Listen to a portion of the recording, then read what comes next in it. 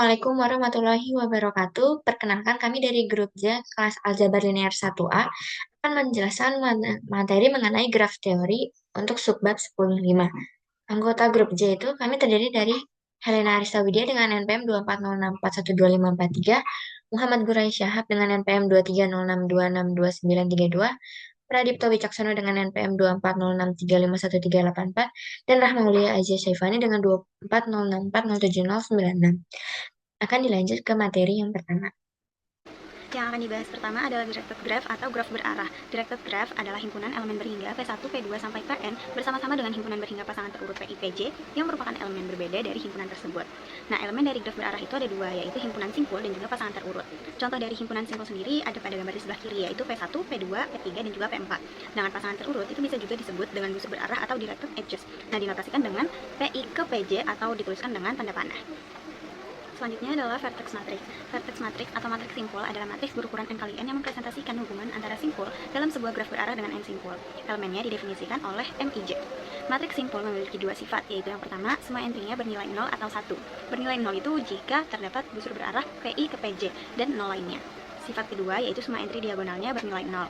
Bisa dilihat pada gambar berikut. Sebagai contoh, terdapat busur berarah P1 ke P2, sehingga M12 bernilai 1. Selanjutnya, teorema 10.5.1. Misalkan M adalah matriks simpul dari directed graph, dan misalkan MIJ pangkat R adalah elemen ke IJ dari M pangkat R, maka MIJ pangkat R sama dengan banyaknya koneksi R langkah dari PI ke PJ. Nah, contohnya nih, dari graf berikut ini, kita ketahui M itu matriks simpulnya. Nah, dari matriks simpul tersebut, kita bisa ketahui M kuadrat dan M pangkat 3-nya. Kita ambil contoh nih salah satu entry-nya, yaitu M43. M43 sendiri bernilai 1, yang berarti terdapat satu koneksi satu langkah. Untuk M43 pangkat 2 atau M43 kuadrat, itu kan bernilai 1. Nah, berarti terdapat satu koneksi 2 langkah. Sedangkan untuk M43 pangkat 3, bernilai 3 kan, yang berarti terdapat 3 koneksi 3 langkah. Selanjutnya teorema 10.5.2, identifying clique. Teorema ini menjelaskan jika S kubik I sama dengan 0, maka ada one three-step connection dari PI ke bentuk sendirinya di modified graph yang ditentukan oleh S. Misalkan PI, PJ, PK, dan kembali lagi ke PI di modified graph, semua relasi adalah dua arah. Jadi kita mempunyai koneksi PI, PJ, PK, dan PI, tetapi ini mengartikan PI, PJ, PK antara A-klik atau sebuah subset dari A-klik. Dalam kedua kasus PI berada dalam suatu klik. Pernyataan kebalikannya, jika PI berada pada A-klik, maka S kubik I sama dengan 0, mengikuti dengan cara yang sama. Selanjutnya, example 5, misalkan terdapat M grafik berarah memiliki vertex matriks, maka S dan S kubik seperti berikut. Karena semua entry diagonal S3 adalah 0, maka mengikuti dari teorema 10.5.2 bahwa grafik terarah tidak memiliki klik. Selanjutnya, example 6, misalkan M graf berarah memiliki vertex matriks, maka S dan S kubik seperti berikut. Entry diagonal bukan 0 dari S kubik adalah S kubik 11, S kubik 3, S kubik 22, dan S kubik 44.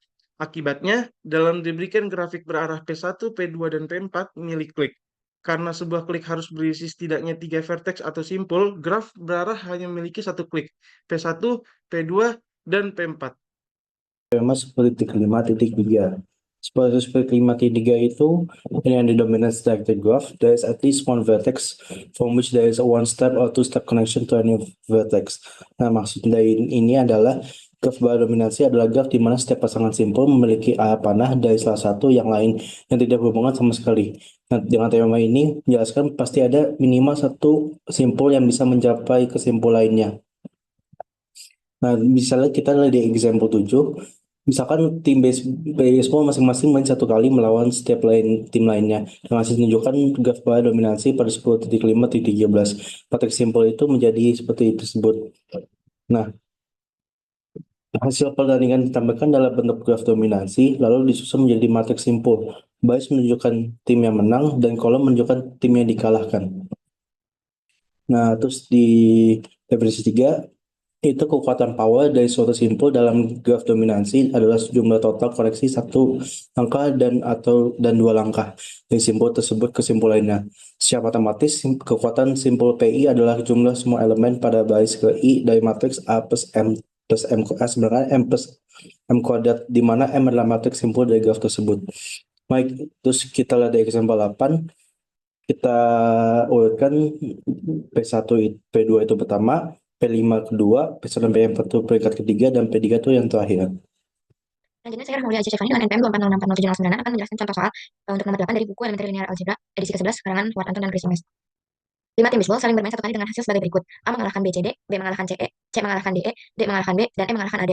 Urutkan peringkat kelima tim bisbol tersebut berdasarkan kekuatan atau power dari simpul atau vertis yang mereka wakili dalam graf berarah dominansi yang merepresentasikan hasil pertandingan. Lalu selanjutnya untuk pembahasannya itu pertama dalam langkahnya kita akan menentukan dulu arah panah atau graf dominansinya. Jadi kita akan buat graf berarahnya dengan cara jika A mengalahkan B, maka akan ada panah dari A yang menuju ke B. Maka ini panahnya akan tergambar seperti pada gambar ini. Panah A akan menuju ke B, C, D, B akan menuju ke C, E, C akan menuju ke D, E, D menuju ke B, dan E menuju ke A, D. Nah, ini gambarannya. Lalu langkah selanjutnya akan digunakan metode matriks dominansi dengan langkah sebagai berikut. Yang pertama kita akan bangun matriks dominansi berukuran 5 kali 5 sesuai jumlah tim tadi, di mana baris sama dengan pembentang, kolom sama dengan yang dikalahkan, dan entry D, I, J sama dengan 1 jika tim mengalahkan tim J. Labelnya ini A1, B2, C3, D4, D5. Itu contohnya D, I, J untuk D1, 2. Jika untuk berarti tim A mengalahkan tim J, karena tim A benar mengalahkan tim J, makanya saya 1. Dan selanjutnya dibuat hingga terbentuk matriks 5 kali 5 seperti ini. Lalu langkah berikutnya adalah hitung D kuadrat, itu mengalihkan matriks D kali D untuk mendapatkan dominansi tidak langsung sejauh 2 langkah. Jadi D kuadrat itu sebenarnya D kali D, matriks 5 kali 5 dikalikan dengan matriks sendiri dan akan menghasilkan sebagai berikut. Selanjutnya akan dihitung kembali untuk D pangkat 3, yaitu D kuadrat yang tadi dikalikan D lagi untuk memperjelas dominansi tidak langsung sejauh 3 langkah, supaya hasil akhirnya nanti akan lebih terlihat peringkat siapa saja tim yang memiliki peringkat lebih tinggi. Lalu nanti akan menghasilkan matriks 5 kali 5 seperti ini.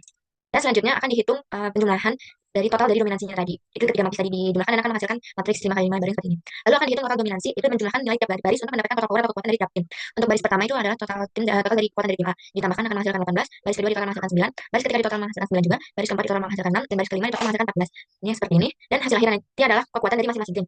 Maka dari hasil tim ini dapat dilihat tim A memimpin, dilanjut dengan tim E, selanjutnya tim B dan C setara, dan terakhir ada tim D. Nah, maka dari itu didapatkan kesimpulan, ranking akhir berdasarkan kekuatan dari setiap tim adalah A lebih kuat daripada E, lebih kuat daripada B yang setara dengan C, lalu lebih kuat daripada D. Oke, sekian pembahasan dari kelompok kami. Kurang lebihnya mohon maaf. Wassalamualaikum warahmatullahi wabarakatuh.